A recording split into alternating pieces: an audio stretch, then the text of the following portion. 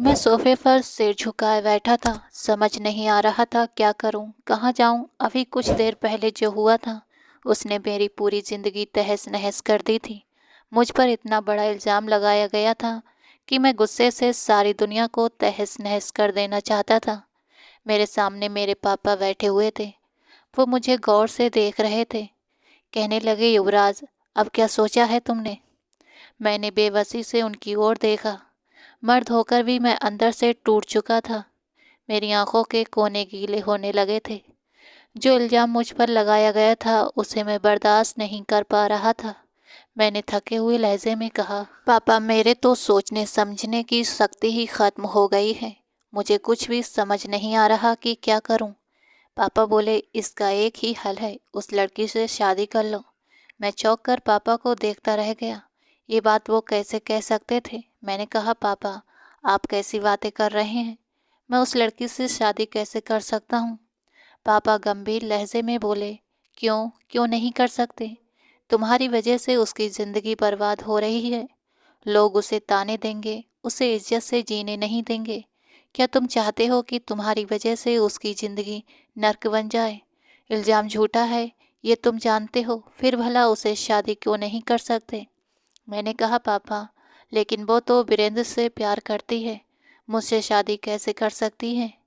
पापा ने कहा, वीरेंद्र से करती थी, लेकिन एक बात याद रखो बेटा, औरत उस मर्द से मोहब्बत नहीं कर सकती जो उसके कैरेक्टर पर उंगली उठाए। वीरेंद्र ने जो किया वो सब तुम्हारे सामने है। अब उसके दिल में वीरेंद्र के लिए सिवाय नफरत के कुछ भी नहीं होगा। मैं बेचैन होकर इधर उधर देखने लगा। लेकिन पापा, अगर मैं शादी के लिए राजी हो भी जाऊं तो मम्मी कभी नहीं मानेंगी। पापा मेरे पास आकर बैठ गए और मेरे कंधे पर हाथ रखकर बोले, तुम अपना फैसला खुद करो। दूसरों की वजह से कोई गलत कदम मत उठाओ जिससे तुम्हारी और उस लड़की की ज़िंदगी और भी बर्बाद हो जाए। रही बात तुम्हारी माँ की, तो उससे मैं बात कर लूँगा। तुम बस सोच समझ कर फैसला लो। मत भूलो कि अब तुम्हारे साथ उस लड़की का भी सवाल है। तुम तो मर्द हो, बदनामी सह लोगे, लेकिन एक औरत की ज़िंदगी में जब एक बार दाग लग जाता है तो फिर वो कभी नहीं मिटता। ये कहकर पापा उठकर अपने कमरे में चले गए और मैं वहीं सोफे पर निडल होकर बैठा रहा। जो कुछ हुआ था उसने मुझे इतना हिलाकर रख दिया था कि मैं कुछ समझ ही नहीं पा रहा था। अचानक गेस्ट रूम से तेज आवाज़ आई। मैं भागकर वहां पहुंचा, दरवाज़ा खोला तो देखा अहाना अपना सर दीवार से मार रही थी, तो कभी खुद को थप्पड़ मार रही थी, कभी अपने बाल नोच रही थी। उसका माथा खून से भर चुका था। मैं घबरा कर उसकी ओर भागा। पागल हो गई हो, ये क्या कर रही हो तुम? वो अपने होश खोती जा रही थी। बाल बिखर कर चेहरे पर आ गए थे। मुझे मर जाना चाहिए। मैं बस चलन हूँ। मैं एक गंदगी का ढेर हूँ। मुझे जिंदा रहना नहीं चाहिए। मैंने उसके कंधे पकड़ते हुए कहा, किसी के कहने से तुम खराब कैसे हो सकती हो? दुनिया कुछ भी कह दे और तुम उन लोगों का विश्वास कर लोगी? बताओ, जब तुम्हें पता है कि तुम सच्ची हो तो तुम्हें दूसरों की बात पर खुद को सजा देने का कोई हक नहीं बनता। पागल मत बनो अहाना। मैंने कहा, इस तरह खुद को नुकसान पहुंचाने से कुछ भी नहीं होगा, बल्कि मामला और भी बिगड़ जाएगा। क्या तुम्हें भगवान पर भरोसा नहीं है?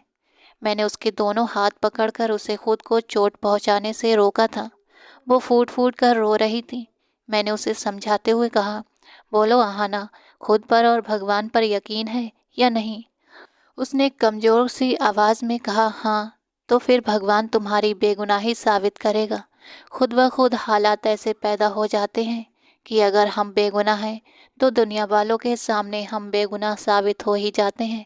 परेशान मत हो, चलो उठो और कपड़े बदल लो। फिर मेरे पापा तुमसे कुछ ज़रूरी बात करना चाहते हैं। मैं कुछ कहते कहते रुक गया था। अहाना से साफ साफ कुछ कहना नहीं चाहता था कि पापा शादी की बात करना चाहते हैं। मुझे भी अभी यही समय नहीं लगा। आज वीरेंद्र की बर्थडे पार्टी थी और अहाना भी अच्छे से सज धज कर तैयार हुई थी। उसने एक भारी कामदार का लहंगा पहना हुआ था। उसके मंगेतर की बर्थडे पार्टी थी तो उसका तैयार होना स्वाभाविक था, लेकिन वो शायद इतने भारी कपड़ों में कंफर्टेबल महसूस नहीं कर रही थी। मैंने कहा, उठकर कपड़े बदल लो और फ्रेश हो जाओ, तुम्हें सुकून मिलेगा। और ये रोना धोना बंद करो। उसने आंसुओं भरी आंखों से मेरी ओर देखा और बोली, युवराज, मेरे पास कोई कपड़े नहीं है, मैं खाली हाथ आई थी। मुझे एहसास हुआ कि वो सच कह रही थी। मेरे घर में मेरी माँ के अलावा कोई दूसरी औरत नहीं थी और मेरी माँ हमेशा साड़ी ही पहनती थी। मैंने तुरंत नौकरानी गौरी को बुलाया और कहा, मार्केट जाओ और अहाना के लिए कपड़े लेकर आओ, अच्छे से देख लो क्या साइज जाएगा। गौरी ने अहाना को नज़रों ही नज़रों में नाप लिया और पैसे लेकर तुरंत चली गई। उधर मैंने अहाना को समझाना शुरू कर दिया, देखो अहाना, अपने दिमाग से सारी बातें निकाल दो। पापा थोड़ी देर में आएंगे और तुमसे कुछ ज़रूरी बात करेंगे। क्या बात? क्या ज़रूरी बात कहना है अंकल को? वो घबरा गई थी। जब वो बात कहेंगे तो तुम सुन लेना, बस इतना जान लो कि कभी कभी हमें अपनी मर्जी के खिलाफ भी फैसले लेने पड़ते हैं, क्योंकि उन्हीं में हमारी भलाई होती है। मैंने आहाना को इशारों इशारों में समझाने की कोशिश की थी, क्योंकि पूरी बात बताना मैंने अभी सही नहीं समझा था। कुछ देर पहले ही पापा मुझसे शादी की बात करके गए थे और मेरा दिल इसके लिए तैयार नहीं हो रहा था, लेकिन दिमाग कह रहा था फिलहाल यही सही होगा। जो कुछ हुआ उसमें आहाना का कोई दोष नहीं था, और अगर मैं भी उसका साथ छोड़ दूं तो उसकी ज़िंदगी तबाह हो जाएगी। लोग उसे गलत निगाहों से देखेंगे, उसके चरित्र पर सवाल उठाएंगे। यही सोचकर मैंने पापा के फैसले पर हामी भरने का इरादा कर लिया था। मैंने आहाना की ओर देखते हुए कहा, अब ज़्यादा सवाल जवाब मत करो और उठो, बेड पर बैठो। फर्स्ट एड बॉक्स में से एक ट्यूब निकाल कर अपने जख्मों पर लगा लो। वो बिना कुछ बोले बेड पर उठकर बैठी। मैंने अलमारी से फर्स्ट एड बॉक्स निकाला और एक जख्मों वाली ट्यूब उसकी तरफ बढ़ा दी। उसने धीरे धीरे अपने जख्मों पर क्रीम लगाना शुरू कर दी। मैंने कहा, अभी थोड़ी देर में गौरी आएगी और तुम्हें कपड़े दे जाएगी, अच्छे से तैयार हो जाना। ये कहकर मैं कमरे से बाहर निकल आया। आहाना अपने जख्मों पर मरहम लगाने लगी, वो जख्म जो उसके अपनों ने उसे दिए थे। पापा ने मम्मी को किसी न किसी तरह राज़ी कर लिया था, और फिर कुछ देर बाद पापा आहाना के कमरे में गए और मुझसे भी कहा कि तुम भी हमारे साथ चलो, मैं उसे समझाने की कोशिश करो, लेकिन मैंने मना कर दिया। मैं आहाना के सामने नहीं जाना चाहता था। शायद मुझे सामने देखकर वो कोई सही फैसला नहीं ले पाती, इसलिए मैं वहीं बाहर हॉल में बैठा रहा। गेस्ट रूम हॉल के ठीक सामने था और इस वक्त कमरे का दरवाज़ा खुला हुआ था। मुझे अंदर से सारी आवाज़ें साफ सुनाई दे रही थीं। अंकल, मैं युवराज से शादी कैसे कर सकती हूँ? और युवराज भला मुझ जैसी लड़की से शादी क्यों करेगा, जिसे उसके घर वालों ने इल्ज़ाम लगाकर बेइज्जत करके घर से निकाल दिया हो? आहाना की आवाज़ में दर्द और सवाल दोनों थे। वो पल मुझे फिर से याद आने लगे और मैं खुद को शांत रखने की कोशिश करने लगा। मेरी माँ ने मेरे कंधे पर हाथ रखा, जैसे मुझे तसल्ली देने की कोशिश कर रही हूँ। युवराज, खुद को संभालो, मैं तुम्हारे पापा के फैसले के खिलाफ नहीं हूँ। आहाना एक अच्छी लड़की है, मुझे वो पसंद है, मुझे उसे अपनी बहू बनाने में कोई दिक्कत नहीं है, और तुम भी इस बात को दिल से स्वीकार कर लो। ये कहकर मम्मी भी आहाना के कमरे में चली गई। मम्मी ने आहाना से कहा, देखो आहाना, ये जज्बात में बहने का समय नहीं है, हमें फैसले समझदारी से लेने पड़ेंगे। जो हुआ उसे भूलकर आगे बढ़ने की कोशिश करो। हम सब तुम्हारे साथ हैं और तुम्हारी भलाई चाहते हैं। दिमाग से सोचो, अगर तुम युवराज से शादी नहीं करोगी तो फिर कहाँ जाओगी? पापा की आवाज़ में सख्ती के साथ चिंता भी थी।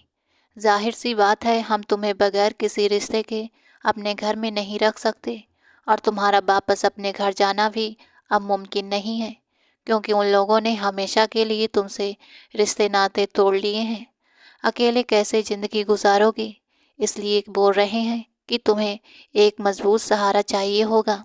युवराज से शादी कर लो और अपनी ज़िंदगी को एक नई शुरुआत देने की कोशिश करो। लेकिन अंकल, आहाना की आवाज़ काँप रही थी। पापा ने उसकी बात काटते हुए कहा, हमें युवराज के लिए कोई भी लड़की मिल सकती है, लेकिन हमें तुम्हारे बारे में भी सोचना है। अगर आज हम खुदगर्ज हो गए और अपने बेटे की शादी कहीं और कर दी और तुम्हें बेसहारा छोड़ दिया, तो भगवान हमें इसकी सज़ा देगा, क्योंकि तुम्हारी ज़िंदगी कहीं ना कहीं हमारे बेटे की वजह से बर्बाद हुई है। इस बर्बादी के पीछे हमारा बेटा भी खड़ा है। इसलिए हम तुम्हें बेसहारा नहीं छोड़ सकते। अहाना की आंखों में आंसू आ गए। उसने धीरे से कहा, अंकल, मैं कोई भी फैसला लेने से पहले एक बार युवराज से मिलना चाहती हूँ। उसकी भी मर्जी जानना चाहती हूँ। अपना नाम सुनकर मैं बेचैन हो गया। मैं जानता था फिलहाल शादी के लिए मैं राजी नहीं था, लेकिन पापा की बातों और अहाना के हालात को देखते हुए मैं खुद को शादी से पूरी तरह अलग नहीं कर पा रहा था। कुछ ही देर बाद अहाना, मम्मी और पापा तीनों बाहर हॉल में आ गए थे। उनकी नज़रें मुझसे सवाल कर रही थीं। उसने आगे बढ़कर धीरे से पूछा, युवराज, क्या तुम दिल से शादी के लिए राजी हो? मैंने उसकी तरफ देखा और कहा, नहीं। मेरा जवाब सुनकर उसकी आंखों में आंसू आए थे और फिर हैरान होकर पूछा, क्यों? मैंने गहरी सांस लेते हुए कहा, तुम्हें अच्छे से पता है कि मुझे क्या फ़र्क पड़ता है। तुम्हें एक सहारा चाहिए, रहने की जगह चाहिए, इज्जत चाहिए। मैं तुमसे शादी करके तुम्हें ये सब दूंगा।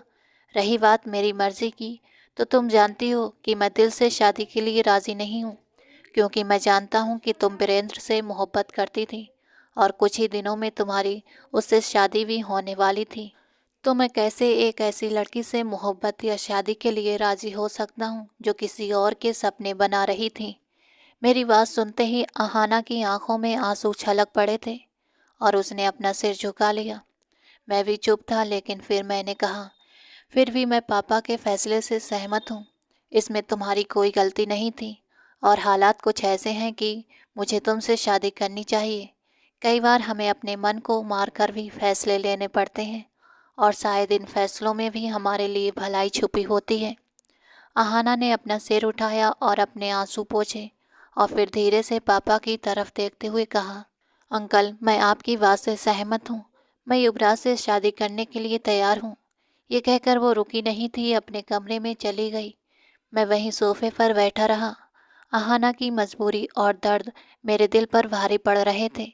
वो जैसे किसी मजबूरी के चलते ये फैसला कर रही थी और उसे करना भी था। उसे वीरेंद्र से बहुत मोहब्बत थी। वो कई बार मुझसे वीरेंद्र के बारे में बातें करती और वीरेंद्र भी अहाना की बातें मुझसे साझा करता था। दोनों की मोहब्बत का मैं गवाह था, लेकिन एक पल में ही सब कुछ बिखर गया था। मैं अपने ख्यालों में खोया हुआ था। तभी पापा की आवाज़ ने मुझे चौंका दिया। ठीक है, फिर परसों पंडित जी को बुलाकर सादगी से शादी कर लेते हैं, उन्होंने माँ से कहा। और हाँ सुशीला, तुम अहाना को मार्केट लेकर चली जाना और उसे शॉपिंग करा देना। माँ ने सहमति में सिर हिलाया और पापा अपने कमरे में चले गए। उनके पीछे पीछे मम्मी भी चली गई थी। मैं वहीं सोफे से टिक कर बैठा रहा। कुछ ही घंटों पहले हुए हादसे की तस्वीरें मेरी आंखों के सामने घूमने लगी। अहाना अपनी माँ के साथ रहती थी और वीरेंद्र उसका पड़ोसी था। वीरेंद्र ने अहाना को आते जाते देखा और उसे पसंद कर लिया। वो उसे दीवानों की तरह चाहने लगा। आखिरकार उसने अपनी माँ से कहकर अहाना के लिए रिश्ता भेजा। अहाना एक गरीब खानदान की लड़की थी, मगर बेहद खूबसूरत, इतनी कि उसे देखने वाला उससे नज़रें नहीं हटा पाता। वो पढ़ी लिखी थी और ट्यूशन पढ़ाकर अपना और अपनी माँ का खर्च चलाती थी। वीरेंद्र एक अमीर घर का लड़का था। उसकी माँ चाहती थी कि वो किसी अमीर घराने की लड़की से ही शादी करे, लेकिन वीरेंद्र की जिद के आगे उन्हें झुकना पड़ा और अहाना से उसकी मंगनी करा दी। मंगनी के बाद दोनों घरों में आना जाना शुरू हो गया था।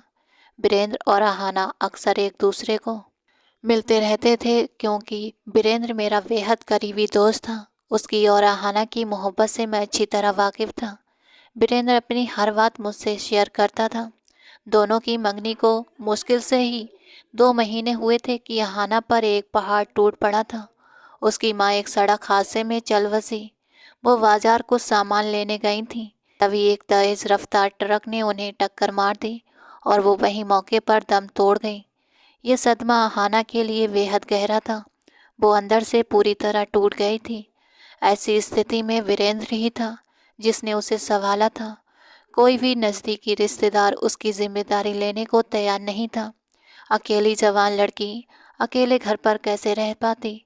वीरेंद्र ने अपनी माँ से बात की और अहाना को अपने ही घर ले आया। वीरेंद्र की माँ अहाना को पसंद तो नहीं करती थी, लेकिन बेटे की जिद के आगे उन्होंने हार मान ली और फिर कुछ ही दिनों में वीरेंद्र और अहाना की शादी की तारीख भी तय हो गई और उससे पहले ही वीरेंद्र का जन्मदिन आ गया। अहाना ने बड़ी मेहनत से उसकी बर्थडे पार्टी की तैयारियां शुरू की थी। मैं भी वीरेंद्र के बुलाने पर पार्टी में पहुंचा था। क्योंकि मैं वीरेंद्र का दोस्त था, अहाना के साथ भी मेरी अच्छी जान पहचान हो गई थी। मुझसे खुलकर बातें करने लगी थी और मैं भी शायरी का शौकीन था, जिसे अहाना काफ़ी पसंद करती थी। उस दिन अहाना ने मुझसे कहा, युवराज, मेरी थोड़ी सी मदद कर दो। मैंने वीरेंद्र के लिए कुछ कार्ड्स बनाए हैं और मैं चाहती हूँ कि आप उन पर अपनी लिखी हुई कुछ शायरी लिख दें ताकि वीरेंद्र मुझसे और भी मोहब्बत करने लगे। मैं मुस्कुराकर बोला, वीरेंद्र तो वैसे भी तुम्हारा दीवाना है, उसे शायरी की ज़रूरत नहीं। लेकिन अहाना ने मेरे हाथ में कार्ड थमाते हुए कहा, फिर भी आप कुछ लिख दीजिए। मैंने कार्ड अपने हाथ में लिया ही था कि अचानक किसी ने दरवाज़ा बाहर से बंद कर दिया। हम दोनों एकदम चौंक गए और दरवाज़ा पीटने लगे, लेकिन कोई नहीं आया। 10 मिनट बाद जब दरवाज़ा खुला तो सामने वीरेंद्र और उसकी माँ और बाकी रिश्तेदार खड़े थे। सबकी आंखों में गुस्सा और शक साफ नजर आ रहा था। अहाना रोते हुए वीरेंद्र की ओर बढ़ी थी। वीरेंद्र, मुझे नहीं पता, किसी ने बाहर से दरवाज़ा बंद कर दिया। मैं सच कह रही हूँ। लेकिन इससे पहले कि वो कुछ और कह पाती, वीरेंद्र की माँ ने उसे खींचकर एक जोरदार थप्पड़ मारा। बेशरम, बेहया, तुझे शर्म नहीं आई? 8 दिन बाद तेरी शादी थी और तुझे इतनी जल्दी थी कि किसी गैर मर्द के साथ बंद कमरे में। छी छी, मुझे तो बोलते हुए भी शर्म आ रही है। अगर तेरे अंदर इतनी ही आग थी तो मुझे पहले बता देती, मैं तेरी और वीरेंद्र की शादी पहले ही करवा देती। लेकिन नहीं, तूने तो मुंह मार कर अपनी आंखें ठंडी करनी थी। ये सब सुनकर मैं पूरी तरह हैरान खड़ा था। अहाना की आंखों में आंसू थे। उसने कांपते हुए कहा, नहीं आंटी जी, आप गलत समझ रही हैं। मैं तो बस युवराज से मदद मांग रही थी। मैंने वीरेंद्र के लिए कुछ कार्ड बनाए थे, उन पर शायरी लिखवानी थी। उसने कार्ड्स दिखाने की कोशिश की, लेकिन वीरेंद्र की माँ ने उन कार्डों को दूर फेंक दिया। बहुत हो गया नाटक वीरेंद्र, तुमने खुद देखा है ना, ये दोनों बंद कमरे में अकेले थे। मैंने तो इन्हें बहुत गलत हालत में करीब करीब देखा था। ये सुनकर मेरी आंखें शर्म से झुक गई थीं। मैं तो कुछ बोल ही नहीं पा रहा था। आहाना पूरी तरह टूट चुकी थी और वीरेंद्र की मां लगातार उस पर इल्ज़ाम लगाए जा रही थी। वो सदमे में थी। वीरेंद्र की मां ने मेरी बात बीच में ही काटते हुए कहा, देखो वीरेंद्र, मैंने तुम्हारी आंखों के सामने सारी सच्चाई रख दी है। ऐसे अविश्वसनीय और गलत चरित्र वाली लड़की को अपने घर की बहू बनाना किसी भी हाल में सही फैसला नहीं हो सकता। अब फैसला तुम्हारे हाथ में है। मैंने वीरेंद्र की ओर देखा और अपनी सफाई देने की कोशिश की। वीरेंद्र, ये सब एक गलतफहमी है। दरवाज़ा किसी ने बाहर से बंद किया था। मैं तो यहाँ सिर्फ अहाना की मदद करने आया था। तुम्हें मुझ पर और अपनी मंगेतर अहाना पर यकीन करना चाहिए। लेकिन वीरेंद्र की आंखों में विश्वास की जगह शक, निराशा और गुस्सा था। उसने मेरी ओर गुस्से से देखते हुए कहा, युवराज, मुझे यकीन नहीं हो रहा कि तू ऐसा कर सकता है। तू मेरी और अहाना की मोहब्बत से अच्छी तरह वाकिफ था, फिर भी तूने इतना घटिया कदम उठाया। तुझे मैं कभी माफ़ नहीं करूँगा। फिर उसने अहाना की ओर मुड़ते हुए कहा, और तुमसे मैं कितना प्यार करता था। शादी करके हमेशा के लिए इस घर और इस दिल में जगह देने वाला था, लेकिन तुमने सब कुछ खत्म कर दिया। अहाना कुछ कहने की कोशिश करती, इससे पहले ही वीरेंद्र ने गुस्से में आकर अहाना के गाल पर एक जोरदार थप्पड़ मारा, जिससे वो दूर जा गिरी।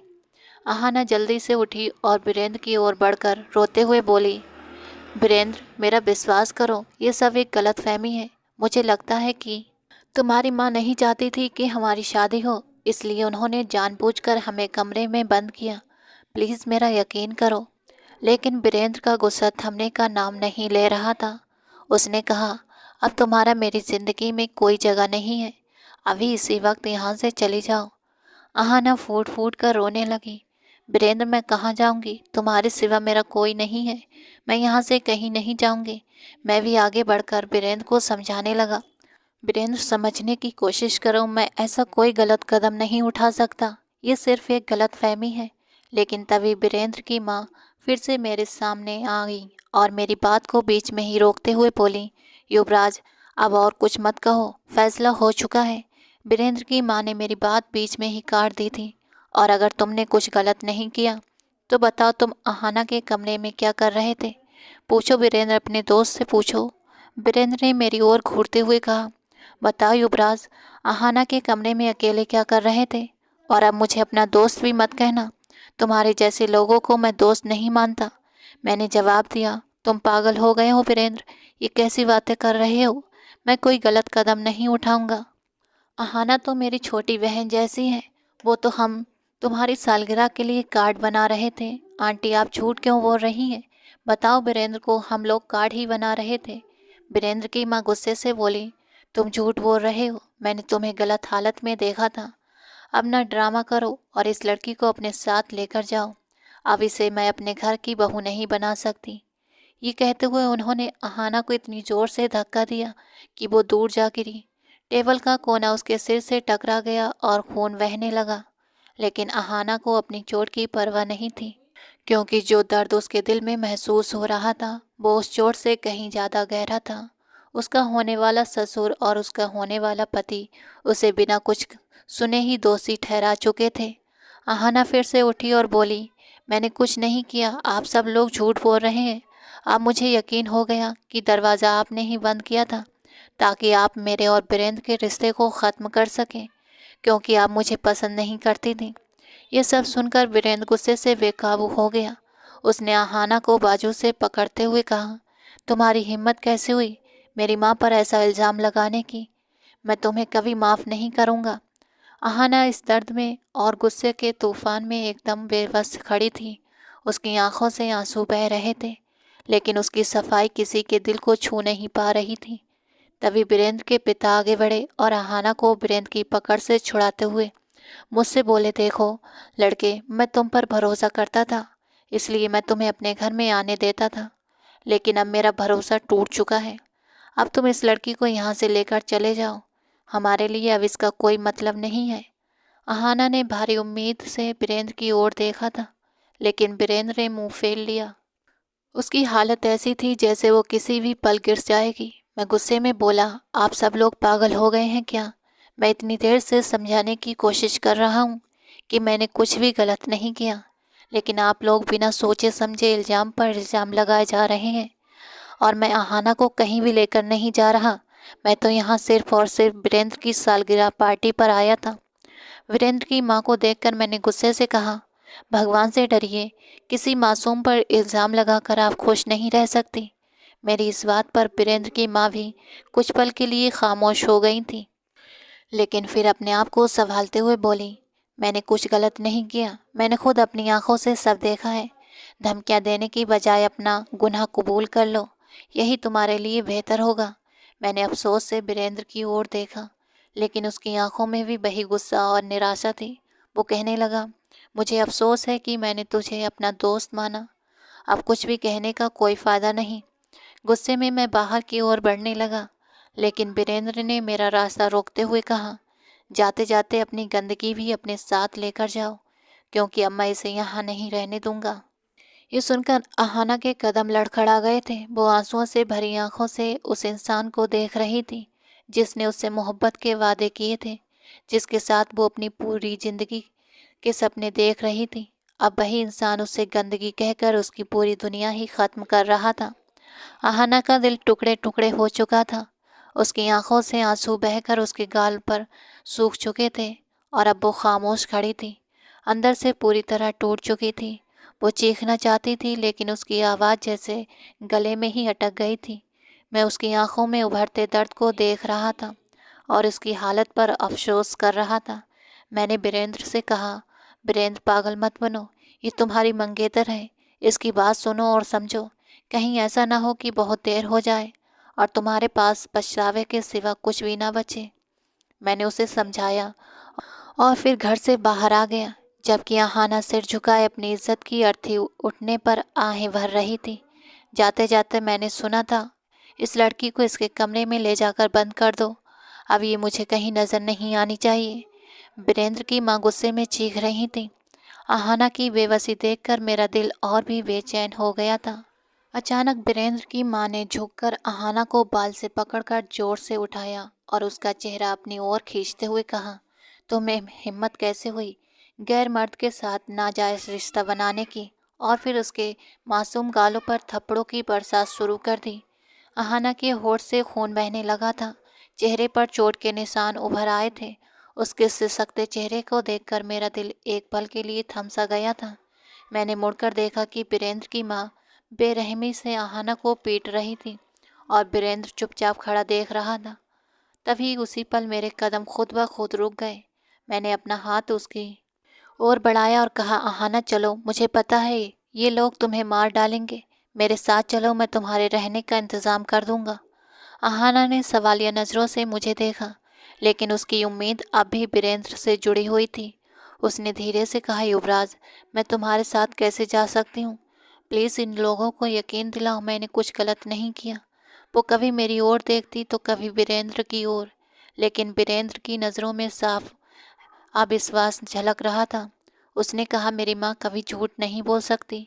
अहाना अहाना ने बीरेंद्र का हाथ थाम कर कहा, तो मैं भी तो कभी झूठ नहीं बोलती ना बीरेंद्र। तुम जानते हो ना मैंने तुम्हें कभी धोखा नहीं दिया। प्लीज़ अपनी माँ को यकीन दिलाओ। मुझे इतना दर्द क्यों दे रहे हो? तुम जानते हो कि मेरे पास तुम्हारे सिवा कोई नहीं है। लेकिन बीरेंद्र अपनी माँ की बातों पर पूरी तरह विश्वास कर चुका था। उसने गुस्से में कहा, तुम झूठ बोल सकती हो क्योंकि तुम हमेशा युवराज की तारीफ किया करती थी। तुम कहती थी कि युवराज कितना अच्छा है, कितना अमीर है, कितना हैंडसम है। बोलो, तुमने नहीं कहा था? ऐसा अहाना उसे समझाते हुए बोली।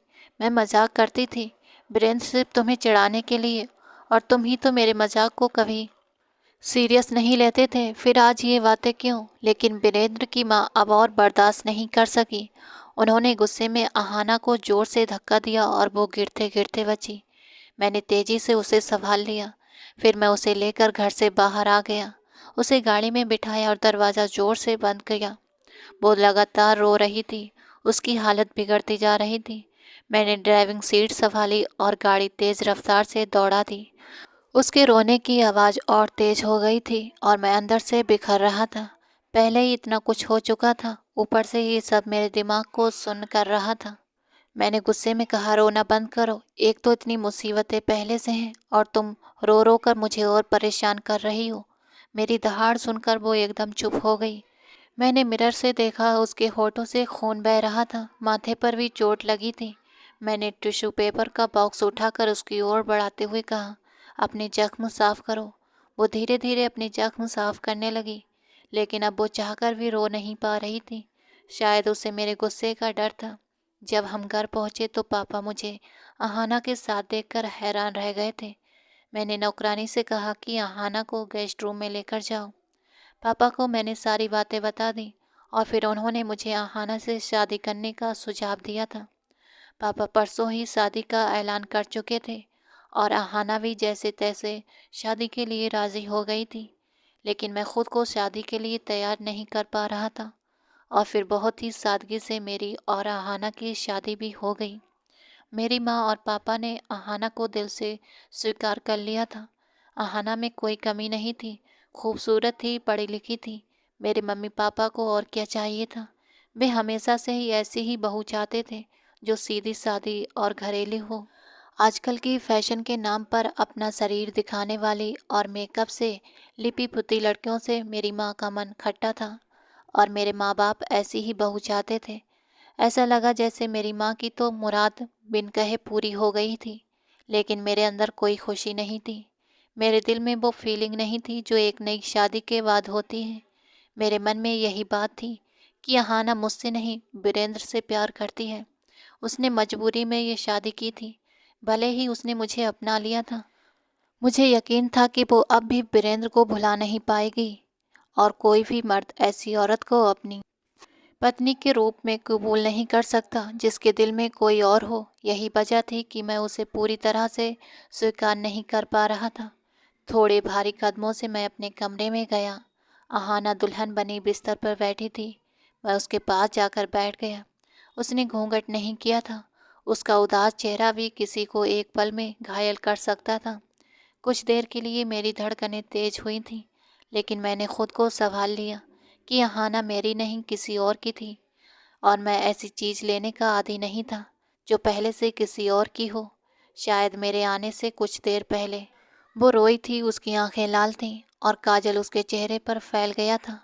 ये देखकर न जाने क्यों मुझे गुस्सा आया। मैंने तंज कसते हुए कहा, क्या बात है? वीरेंद्र से बिछड़ने का गम है? अभी भी उसे याद कर रही हो?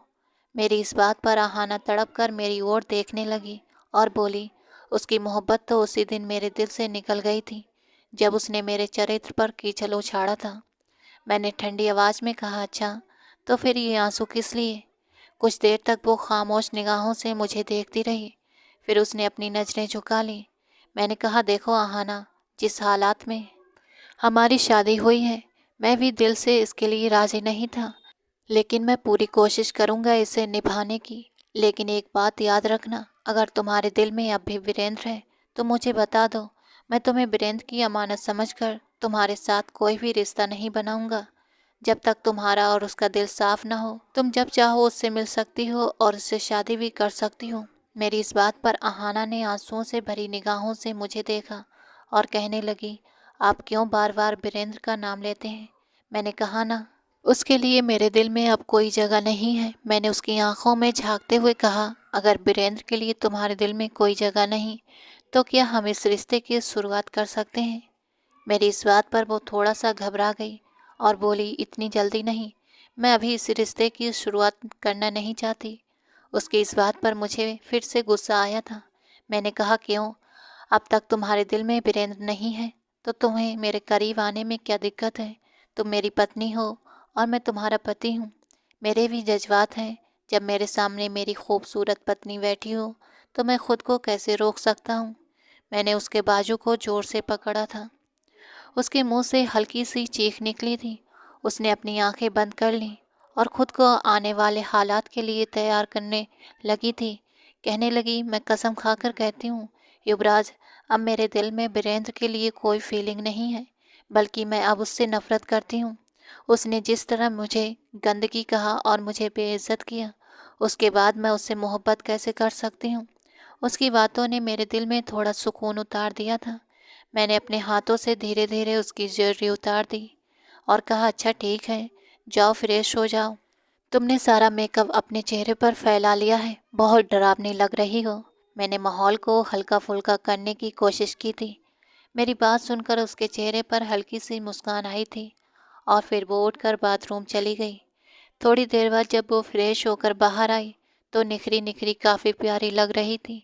मैंने उसका हाथ पकड़कर उसे अपने करीब बिठा लिया। मैंने कहा, आराम से रिलैक्स हो कर सो जाओ। फिलहाल मैं इस रिश्ते को थोड़ा टाइम देना चाहता हूँ। मैं तो बस तुम्हारे दिल को टटोलना चाहता था, इसलिए मैं तुमसे रिश्ते की बात कर रहा था। मेरी इस बात पर आहाना के चेहरे पर सुकून आया था। वो आराम से बैठ के कोने पर सो गई और मैं भी थोड़ी देर में सो गया था। रात के न जाने किस पहर मेरी आँख खुली तो मैंने देखा आहाना बेड पर नहीं थी। मैंने उठकर देखा तो वो सोफे पर सो रही थी। उसकी इस हरकत पर मुझे फिर से गुस्सा आया था। मैंने लाइट जलाई और उसके सिर पर पहुंच गया। गुस्से से मैंने उसे बाजू से पकड़कर उठाया और कहा, आहाना, तुम यहाँ सोफे पर क्यों सो रही हो? मुझसे दूर भागना चाहती हो? बताओ, तुम अब भी वीरेंद्र के ख्यालों में गुम हो? क्या मेरी संगत तुम्हें तकलीफ देती है? आहाना डर गई थी, कहने लगी, नहीं युवराज, रात को मुझे नींद नहीं आ रही थी। मैं कमरे में इधर उधर घूम रही थी और पता नहीं कब सोफे पर बैठ गई और वहीं सो गई। उसकी आवाज़ में डर था, लेकिन उसका मुझसे अलग सोना मेरे तन बदन में आग लगा चुका था। मैंने कसकर उसका जबड़ा पकड़ा था। मैंने कहा, आहाना, मैं पूरे दिल से इस रिश्ते को अपनाना चाहता हूँ। इसे थोड़ा टाइम ज़रूर देना चाहता हूँ और अपने दिल को तैयार कर रहा था। लेकिन तुम जिस तरह मुझसे दूर भाग रही हो तो मुझे एहसास दिला रही हो कि तुम्हारे दिल में मेरे लिए कोई फीलिंग नहीं है। आहाना के मुंह से सिसकी निकली थी। वीरेंद्र और उसकी माँ का दिया हुआ जख्म फिर से ताज़ा हुआ था और उसके जख्म से खून की एक बूंद मेरे हाथ पर गिरी और मुझे होश आया। मैंने तुरंत उसका मुंह छोड़ दिया और बाथरूम में घुस गया। थोड़ी देर बाद आया तो देखा वो बेड पर लेटी हुई थी। मुझे बहुत शर्मिंदगी महसूस हुई। ये लड़की पहले ही कितने दुखों की मारी थी और मैं अपना गुस्सा उस पर क्यों निकाल रहा था? जो कुछ हुआ उसमें आहाना की कोई गलती नहीं थी। मैं चुपचाप दूसरी तरफ जाकर लेट गया। सुबह नाश्ते की टेबल पर मम्मी और पापा दोनों अहाना को गौर से देख रहे थे। उसकी पीली पड़ती रंगत से उन्हें अंदाज़ा लग गया था कि हमारे बीच कुछ भी सही नहीं हुआ। मेरी माँ ने कहा, युवराज, मुझे लगता है अहाना की तबीयत ठीक नहीं है। आज तुम इसे कहीं बाहर लेकर जाना, इसका थोड़ा मन बहल जाएगा। बेचारी जिन हालातों से गुजर कर यहाँ तक पहुँची है, जाहिर है काफ़ी परेशान होगी, लेकिन तुम्हारी मोहब्बत धीरे धीरे उसे बहला लेगी, इसलिए इसका ख़ास ख्याल रखो। माँ ने अहाना को अपने साथ लगाते हुए कहा। मैं बस सिर हाँ में हिलाकर रह गया। पूरा दिन गुजर गया, अहाना मुझसे फिर भी कोई बात नहीं की थी। शायद वो मुझसे नाराज़ थी। उसकी नाराज़गी देखकर मेरे चेहरे पर एक हल्की सी मुस्कान आई थी। मैंने सोच लिया था कि आज उसकी सारी नाराज़गी दूर कर दूंगा। मैं इस रिश्ते को अब आगे बढ़ाना चाहता था। अब जब अहाना मेरी पत्नी थी तो मैं उससे दूर रहना नहीं चाहता था। शायद इस रिश्ते में कुछ ऐसा जादू होता है कि खुद ब खुद दिल में एक दूसरे के लिए मोहब्बत जाग उठती है। मेरे दिल में भी अहाना के लिए फीलिंग्स आने लगी थी। सीधी सादी लड़की मुझे दिल के करीब लगने लगी थी। रात को जब अहाना बेड के कोने पर बैठी तो मैं भी अपनी जगह पर लेट गया। मुझे लेटा देख अहाना भी एक तरफ होकर लेट गई थी, लेकिन मुझे नींद नहीं आ रही थी। मैं बहुत गौर से अहाना को देख रहा था। मैंने धीरे से कहा, इधर मेरे करीब आकर लेटो, मुझे नींद नहीं आ रही। मेरी बात पर अहाना एकदम चौंक गई, लेकिन अपनी जगह से हिली नहीं। मैंने फिर कहा, मैंने कुछ कहा है, तुम्हें सुनाई नहीं देता? वो थोड़ी झिझक के साथ मेरे पास आई। मैंने उसे अपने बाजुओं में ले लिया। उसे अपनी बाहों में पाकर मेरे दिल की धड़कनें तेज हो गई थीं। मेरे अंदर एक नया एहसास जागा था। खुद ब खुद युवराज की संगत पर अहाना का वजूद भी हल्के हल्के लरजने लगा था। मैंने उस कांपती मासूम सी लड़की को अपनी बाहों में समेट लिया। उस रात मैंने अपने रिश्ते की शुरुआत की थी।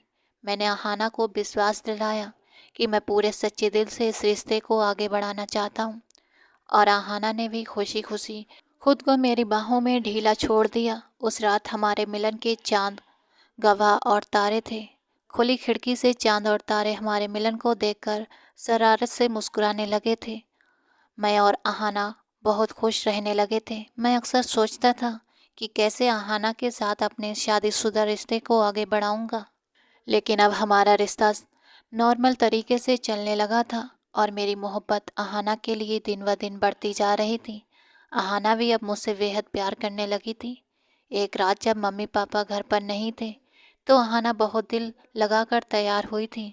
उसने सिर्फ मेरे लिए पिंक साड़ी पहनी थी, जिसमें वो नज़र लग जाने हद तक हसीन लग रही थी। जब मैं कमरे में दाखिल हुआ तो उसे देखकर मेरे मुंह से बस एक ही शब्द निकला था कि बहुत प्यारी लग रही हो।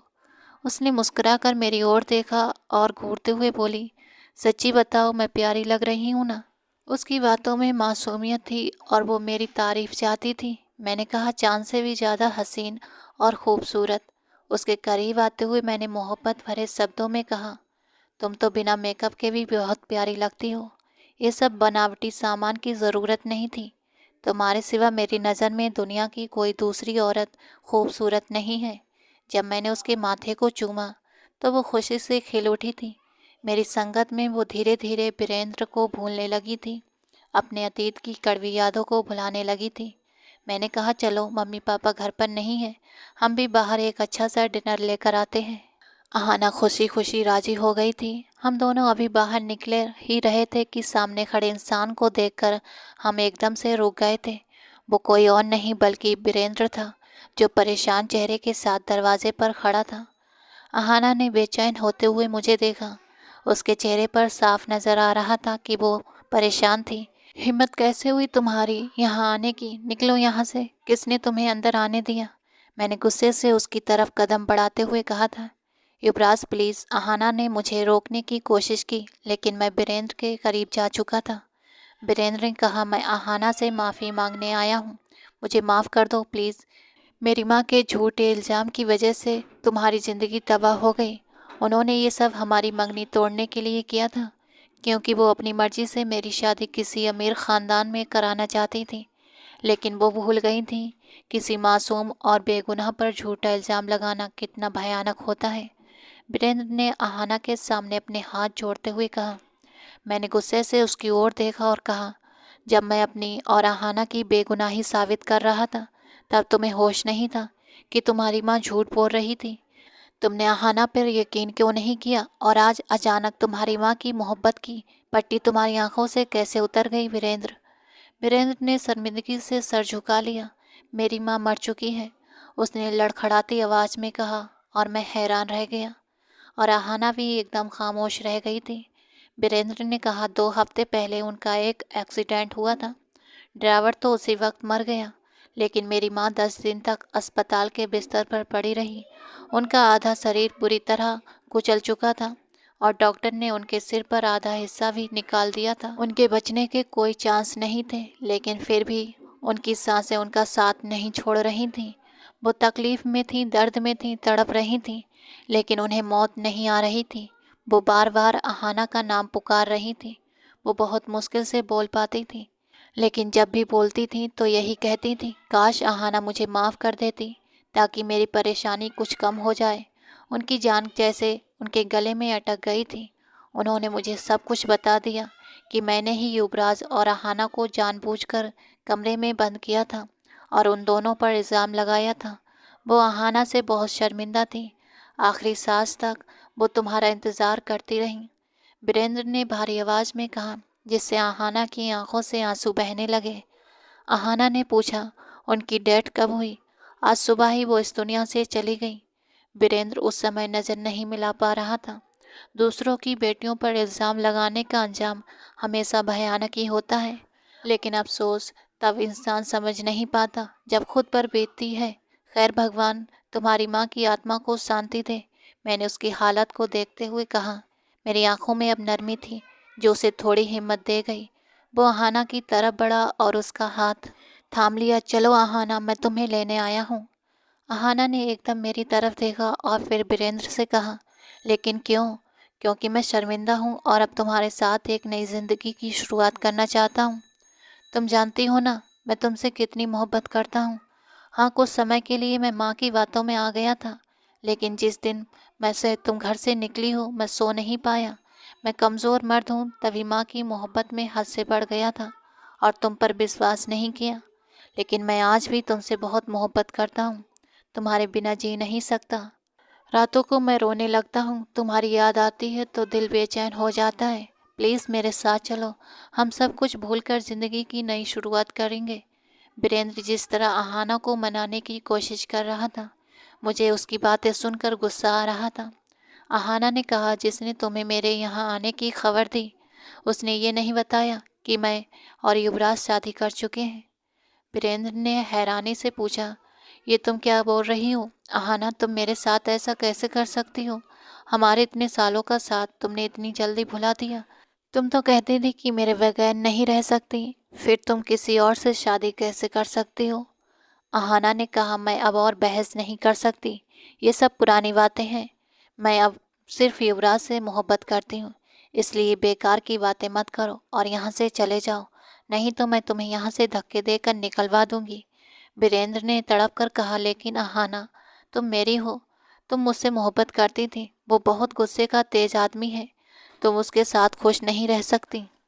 तुम उससे तलाक ले लो, मैं अब भी तुम्हें अपनाने के लिए तैयार हूँ। मैं तुमसे बहुत मोहब्बत करता हूँ, तुम्हें बहुत खुश रखूँगा। वीरेंद्र आहाना के करीब आया, लेकिन आहाना ने कुछ कदम पीछे होते हुए उसे इशारे से खुद के करीब आने से रोका था। अपनी बकवास बंद करो और निकलो यहाँ से। मेरे लिए अब तुम सब कुछ भी नहीं हो। मेरा सब कुछ सिर्फ और सिर्फ युवराज है। मेरा पीछा छोड़ दो। आहाना ने आवाज़ लगाई, सुरेश, इस आदमी को बाहर निकालो। सुरेश ने वीरेंद्र का हाथ पकड़कर उसे बाहर ले जाने लगा। वीरेंद्र ने कहा, आहाना, तुम ऐसा कैसे कर सकती हो? मैं तुम्हारे बिना जी नहीं पाऊंगा। मेरी माँ मुझे छोड़कर चली गई, अब तुमने भी मुझे छोड़ दिया। वो टूट कर बोला था। कानों का कच्चा होना और खुद से जुड़ी औरतों पर विश्वास न करना एक मर्द की सबसे बड़ी कमजोरी होती है। जिस तरह औरत पर तुम्हें एतबार नहीं, उसके किरदार की गवाही तुम नहीं दे सके, जिस पर तुमने सिर्फ एक झूठ की वजह से शक किया, अब वो भी तुम्हें नहीं छोड़ सकती क्या? तुम्हारी माँ ने जो किया सो किया, मगर तुमने भी बहुत बड़ा जुल्म किया था।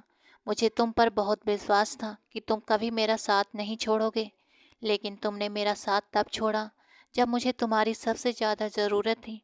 युवराज ने मेरी जान और इज्जत की हिफाजत की। उसने न सिर्फ मुझे दुनिया वालों के सामने इज्जत से अपनाया, बल्कि कभी किसी को मेरे किरदार पर बात करने भी नहीं दी। हाँ, वो गुस्से का तेज है, मगर वो सच्चा इंसान है। उसका दिल नर्म है और वो मुझसे सच्ची मोहब्बत करता है। इसलिए आज के बाद यहाँ मत आना, वरना तुम अपने पैरों पर सही सलामत वापस नहीं जा पाओगे। आहाना उंगली उठाकर उसे धमकी देते हुए बोली। उसने गार्ड को इशारा किया तो वो उसकी तरफ बढ़ गया और आहाना कमरे की तरफ चली गई। मैं सोफे पर बैठा खुद को कंट्रोल करने की कोशिश कर रहा था। आहाना मेरे करीब आई। युवराज, आप यहाँ क्यों आ गए? हमें तो डिनर के लिए जाना था ना। उसने खुद को नॉर्मल रखते हुए सवाल किया था, लेकिन मैं बेहद बेचैन बैठा हुआ था। चलो ना देखें। मैं कितनी मन से बाहर जाने के लिए तैयार हुई थी। वो मेरे पास ही बैठ गई, लेकिन मैंने उसकी तरफ देखने की जहमत भी नहीं की। वो अपने दोनों हाथ जोड़कर मेरे गुस्से को काबू करने की कोशिश कर रही थी। युवराज, प्लीज़ इधर देखो। उसने मेरी तरफ आने का इशारा किया और मेरा चेहरा अपनी तरफ मोड़ा। युवराज, मैंने बीरेंद्र को घर से धक्के देकर निकलवा दिया है।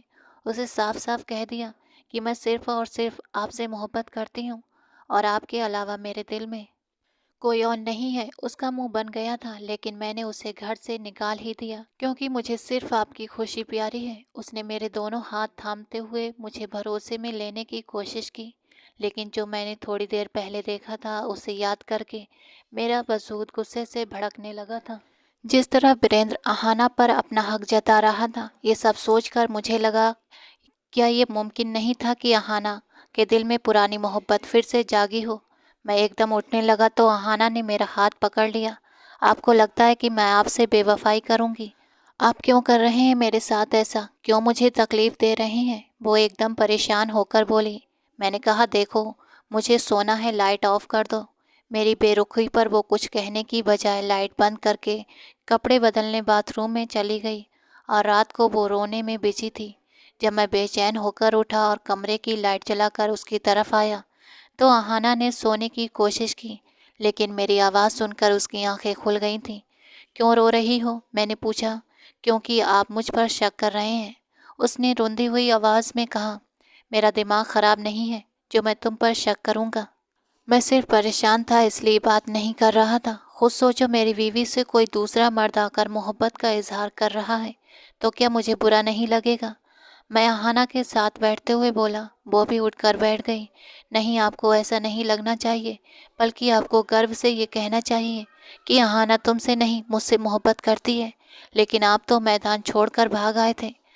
आप क्यों इतने इनसिक्योर हैं? क्यों लगता है आपको कि हमारी शादी ज़बरदस्ती हुई है तो हमारे रिश्ते में प्यार नहीं हो सकता? क्या मैंने आपको कई बार ये एहसास नहीं दिलाया कि मुझे आपसे कितनी मोहब्बत है? आप मेरे सब कुछ हैं, आपके अलावा मेरा कोई भी नहीं है। वो गहरी सांस लेते हुए बोली थी। आपने मुझे तब अपनाया जब उस इंसान ने मुझे धुतकारा था जिससे मैं सबसे ज़्यादा भरोसा करती थी। मेरे लिए दुनिया में सबसे ज़्यादा स्पेशल इंसान सिर्फ और सिर्फ आप हैं। एक बात याद रखिएगा, मैं मर जाऊंगी लेकिन आपसे बेवफाई नहीं करूंगी। वो रोते हुए कह रही थी और मैं एकदम मुस्कुराया था। उसके होठों पर उंगली रख दी। जानता हूँ, बस थोड़ा सा घबरा गया था। ये सोचकर परेशान हो रहा था कि अगर मैं तुमसे शादी ना करता तो आज तुम वीरेंद्र के साथ जा सकती थी। मुझे लगा जैसे मैं तुम दोनों के बीच आ गया हूँ।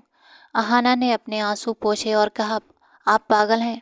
आप बीच में नहीं आए, बल्कि भगवान ने आपको मेरी किस्मत में न जाने कब से लिख दिया था और मुझे आप तक पहुंचना था। इसलिए इस एहसास को अपने अंदर से निकाल दो। मैं सिर्फ आपकी हूँ और पूरी ज़िंदगी आपके ही साथ रहूँगी।